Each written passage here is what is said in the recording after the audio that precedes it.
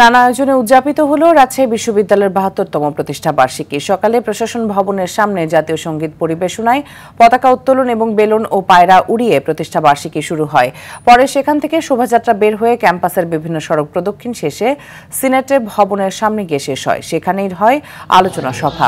শিক্ষা উপদেষ্টা অধ্যাপক চৌধুরী রফিকুল আবরার, উপাচার্য প্রফেসর সালেহ হাসান নকিব সহ প্রশাসনের কর্মকর্তারা এ সময় উপস্থিত ছিলেন। এ সময় বক্তারা বলেন, প্রতিষ্ঠার ৭১ বছরেও বিশ্ববিদ্যালয় সব লক্ষ্য অর্জিত হয়নি, তাই ২৪-এর বিপ্লবের হাত ধরে অগ্রযাত্রা আরও ত্বরান্বিত করার আশা করেন আলোচকরা।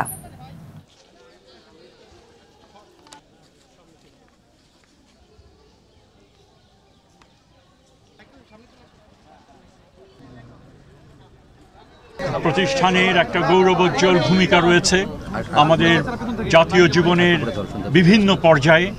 বিশ্ববিদ্যালয়ের যে পরিবেশ, সেটা আনন্দের পরিবেশ, সেই পরিবেশকে আমরা সমুন্নত রাখতে পারবো।